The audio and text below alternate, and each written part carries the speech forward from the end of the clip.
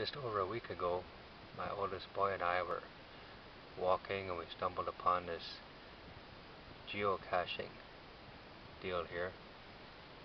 A lot of times we walk in places where you don't expect to see any trace of people, like up here. Come along a ridge from the east, and then just a little ways over here I found a old empty Bud Light beer can. I was kind of surprised. It's usually the places where these drunk kids from Rapid City drive around to party. It's not in such an inaccessible place as this, and the people who go to shoot their guns off and try to see how many trees they can kill with their shotgun don't come up to a place like this. But we found this beer can, made me kind of curious, and then we're coming along and we saw just one little corner of this thing right here in this crack of the rock, and it's from these geocaching people. And I always thought that geocaching was kind of neat, and I kind of figured that the people who do this sort of thing had more respect for the land than to come out here drinking and leave their litter here. But apparently I overestimated geocachers. As you can see from this note, and it was most likely from these guys, dated August 28, 2009. That's almost 2 whole years ago. We did this at night, found it 11:07 p.m., which I gotta admit was a pretty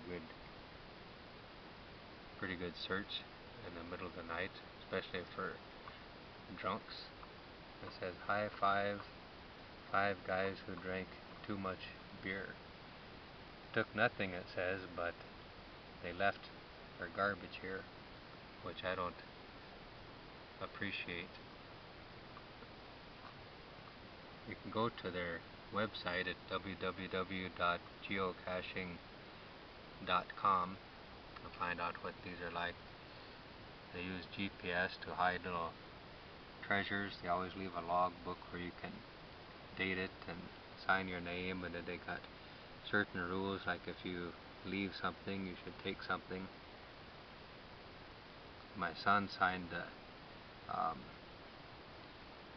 little log here on the 29th of July 2011 when we stumbled upon it, and of course I didn't have a camera with me at the time, but I was going to come back up here and take a picture of the beer can to document what these people do, but I didn't realize that my son crumbled the can up and put it in his pocket and took it down, threw it away, so I don't have the hard evidence anymore of their trashing this place.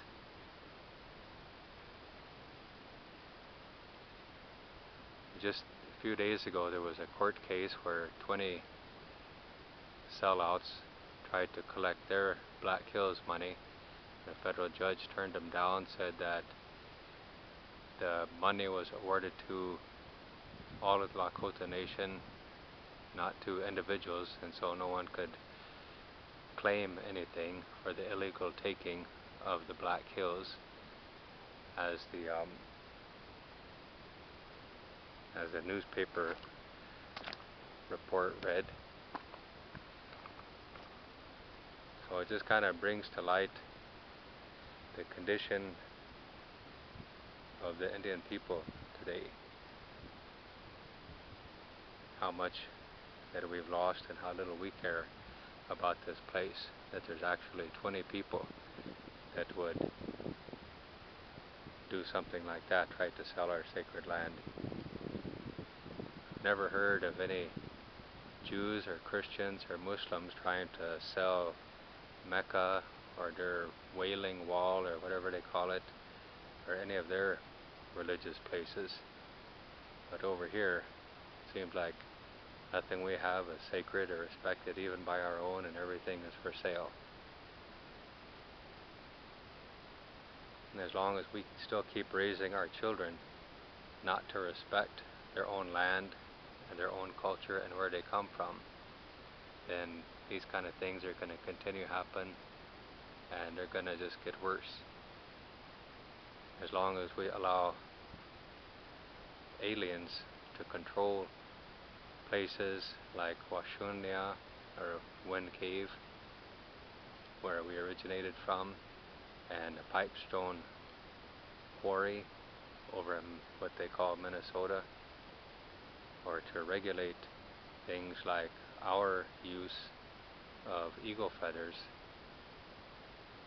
and even the medicine, the peyote, everything that we have is regulated by white people, and it's Indian people who allow this to happen. The recent court case that I mentioned about the Black Hills money and the Yellow Thunder Camp court case back in the middle 80s all just reaffirms that the Black Hills are not for sale, and that the Black Hills are Lakota territory. No non-Indians have any legal or moral right to be in the Black Hills. All of the police that are in here are illegal armed trespassers, aggressive trespassers, and the Black Hills National Forest Service is an illegal entity, not only by Lakota standards and Lakota laws, but by their own laws and their own standards. People come in here, shoot their guns off every day.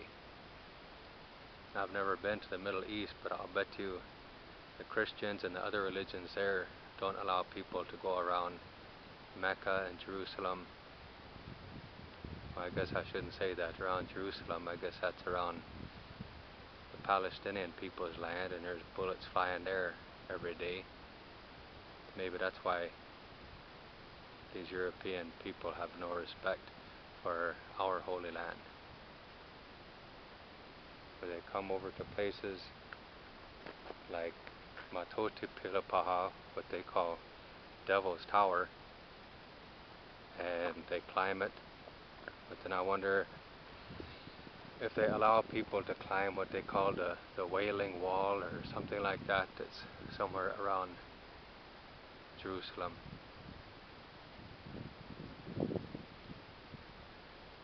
Other nationalities and other religions have more respect and more rights and more protection than the people and the religions that are indigenous to this land. White people can't masquerade as black people in the movies. Hispanics, Asians, they all get more respect here on this continent than we do. There shouldn't be any white people anywhere in or even anywhere close to these Black Hills at all. But if they are going to come in here, then they should respect that this is the land of the spirits. It's where we emerged onto the surface of this earth from.